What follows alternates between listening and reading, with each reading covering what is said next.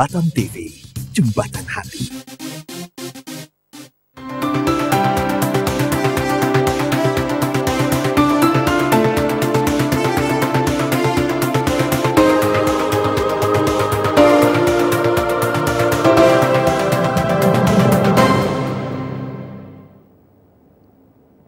Assalamualaikum warahmatullahi wabarakatuh. Saudara, selamat malam, salam sejahtera. Saya Fani Safruddin hadir dalam program alternatif pada malam hari ini. Bersama pengobatan Al-Jawad telah hadir bersama kami Bapak Haji Ibrahim selaku Direktur dari Al-Jawad. Dan bagi Anda di rumah yang ingin bergabung nanti di line telepon kita di 462218, kita tunggu line telepon Anda. Dan tema kita pada hari ini mengenai asam lambung dan solusinya. Langsung saja saya perkenalkan tamu saya pada malam hari ini, ada Pak Ibrahim. Assalamualaikum warahmatullahi wabarakatuh. Selamat malam Pak Ibrahim, apa kabar? Waalaikumsalam warahmatullahi wabarakatuh. Alhamdulillah baik. Ya, baik Pak Ibrahim, ini berbicara masalah asam lambung dan solusinya. Biasanya ini sebentar lagi kita mau bulan puasa. Biasa ada mungkin mereka yang mengalami gangguan seperti asam lambung ini akan terganggu saat menunaikan ibadah puasa. Apa solusi yang terbaik? Silakan Pak. Bismillahirrahmanirrahim. Assalamualaikum warahmatullahi wabarakatuh. Selamat malam pemirsa sekalian. Pada malam hari ini kita bertemu lagi dan saya akan membicarakan masalah yang ada kaitan dengan sakit mah atau asam lambung atau tukak lambung atau gastrik. Tentang pertanyaan Ibu Fani, banyak orang-orang yang kebiasaannya waktu Ramadan itu susah berpuasa, bahkan tidak bisa berpuasa katanya karena adanya penyakit mah gitu. Tapi sebelum saya menjawab pertanyaan itu, izinkan saya untuk menerangkan dulu, mungkin ada pendatang baru di Batam TV, apa sebenarnya penyakit asam lambung tersebut dan apa penyebab-penyebabnya dan juga apa gejala-gejalanya. Karena banyak juga yang ketika kita tanya, Ibu ada asam lambung enggak? Katanya enggak ada Pak, saya ada penyakit mah katanya. Asam lambung enggak ada. Atau katanya sama sekali enggak ada, saya tidak pernah dinyatakan oleh dokter ada penyakit asam lambung katanya gitu. Jadi pemirsa sekalian, penyakit mah atau penyakit asam lambung atau tukak lambung atau gastric ulcer itu adalah satu penyakit yang berlaku di lambung kita. Pada awalnya di lambung kita, kemudian biasanya dia akan merembet ke bawah ke usus kecil dan juga nanti bisa berujung ke usus besar. Cuman kalau sudah di usus kecil namanya bukan sakit mah lagi, namanya sudah peptic ulcer. Dan kalau sudah sampai kepada usus besar pula, itu namanya sudah bertukar jadi bisa sembelit, bisa wasir gitu. Penyebab penyakit asam lambung yang sebenarnya yang pertama sekali penyebabnya ialah adanya stres. Stres atau depresi atau pikiran yang terganggu yang berterusan, ini bisa menyebabkan asam lambung, penyakit asam lambung. Banyak orang bilang bahwa penyebab penyakit asam lambung ialah makan yang tidak teratur katanya. Sebenarnya makan yang tidak teratur itu hanya jadi penyebab yang kedua. Penyebab yang pertama ialah adanya stres atau gangguan pikiran. Ketika seseorang terganggu pikirannya, ketika seseorang ada stres dalam kehidupannya, itu biasanya dengan sendiri kadang-kadang makan pun sudah enggak peduli. Artinya makan sudah bisa jadi tidak teratur karena adanya gangguan stres tadi. Nah, jadi ini sebenarnya yang menyebabkan penyakit asam lambung. Saya ada pasien dulu di Pekanbaru, itu dia penyakit asam lambung. Seorang lelaki, office boy, itu di kantornya itu dia hari-hari stres. Setiap hari stres. Kenapa dia stres?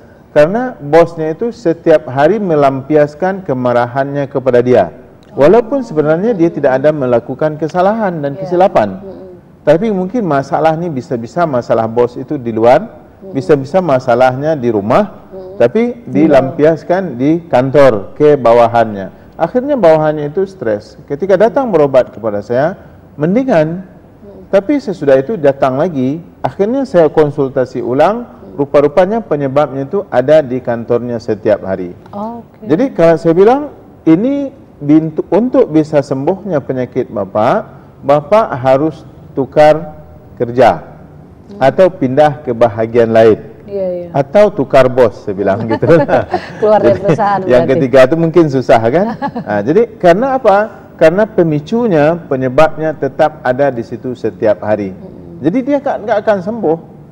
Jadi untuk sembuhnya itu dia harus berpindah kerja ke tempat lain, ke bahagian lain, atau mungkin berhenti kerja, cari pekerjaan lain, atau yang ketiga tadi tukar bos gitu.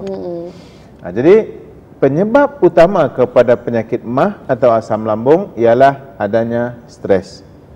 Dan yang kedua juga makan yang tidak teratur. Makan yang tidak teratur bisa juga menjadi penyebab kepada adanya penyakit MAH. Gitu.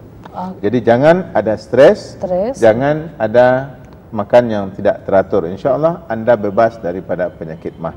Gitu. Itu penyebabnya. Kemudian tentu pemirsa sekalian, kita ingin mengetahui gejala-gejala penyakit MAH itu apa? Gejala MAH sebenarnya ada dua. Satu, ada gejala fisik. Yang kedua, ada gejala psikis, pikiran, emosi. Dan di antara penyakit-penyakit kronis yang paling banyak ada gejala-gejala psikisnya ialah penyakit MAH. Gitu. Jadi kadang-kadang pasien yang sakit MAH ini kadang-kadang dia datang itu dengan penuh perasaan putus asa. Kenapa? Saya sudah kena penyakit MAH 20 tahun Pak, enggak sembuh-sembuh katanya.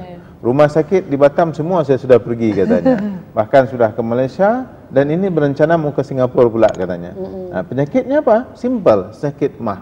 Sebenarnya penyakit MAH adalah penyakit yang simple, yang mudah untuk diselesaikan. Tetapi mungkin perawatan pengobatannya itu tidak daripada penyebab penyakitnya, maka penyakit itu susah untuk sembuh gitu. Di antara gejala-gejala penyakit MAH ialah seseorang itu sering kembung. Kembung perut. Kalau kita ketuk itu seperti nangka masak itu. Jadi kayak ada isi gas di dalam, angin di dalam. Dan bisa-bisa orang sakit MAH ini sendawanya banyak keluar. Bisa-bisa orang sakit MAH ini kentutnya banyak keluar.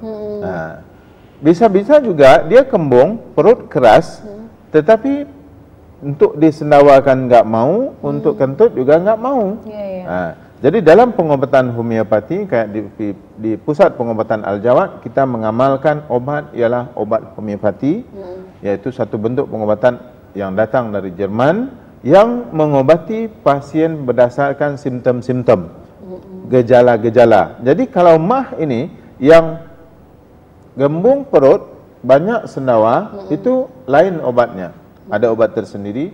Kalau yang gembung perut, kentut banyak, itu juga mempunyai obat yang tersendiri. Kalau gembung perut, tidak mau terkentut, tak mau juga sendawa, ada obat yang lain yang khusus untuk itu.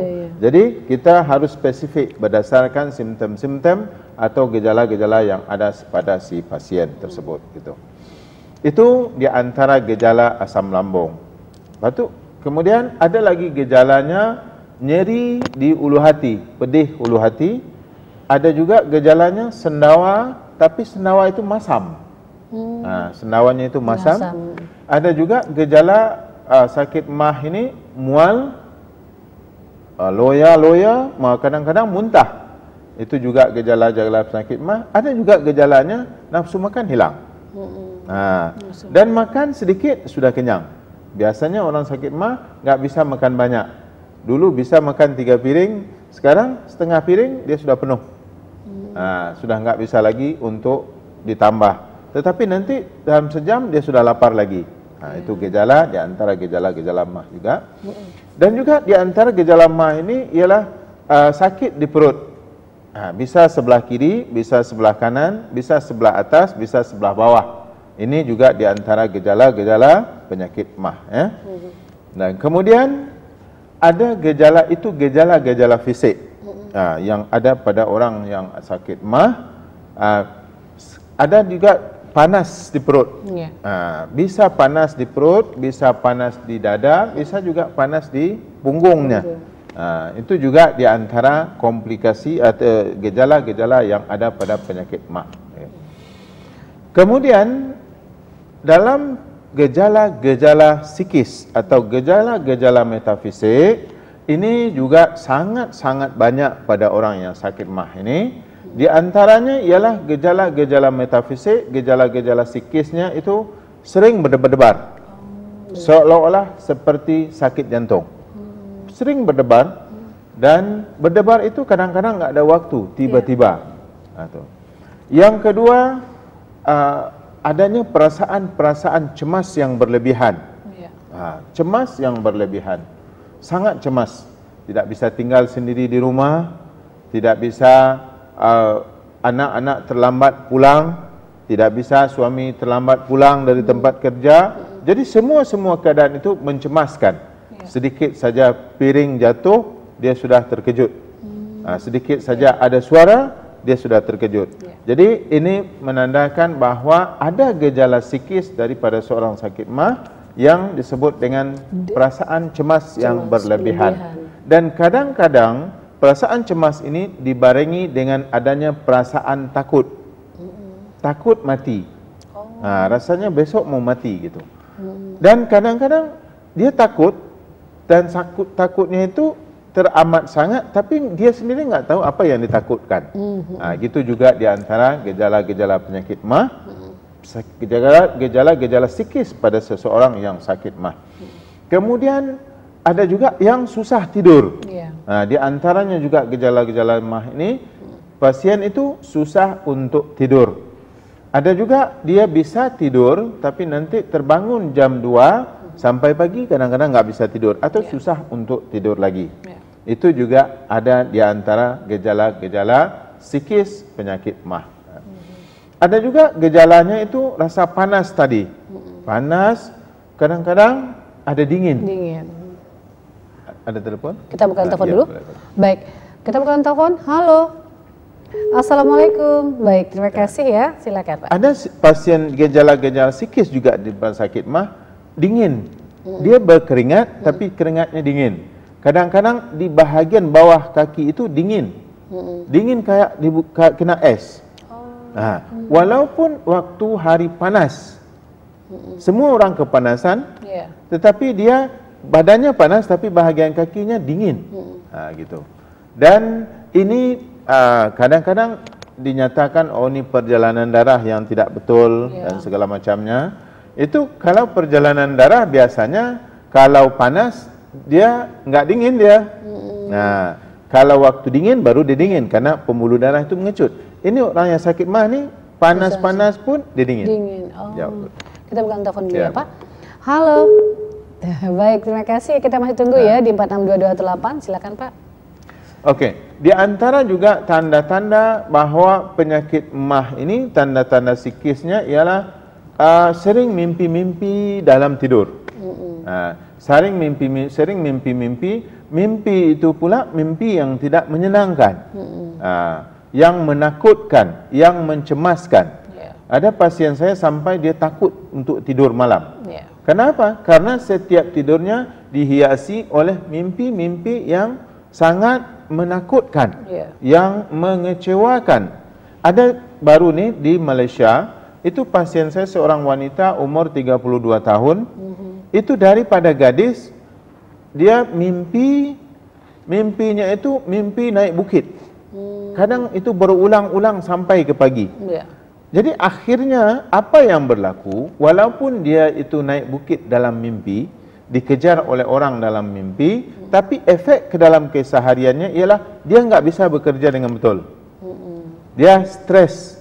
Dia mudah capek.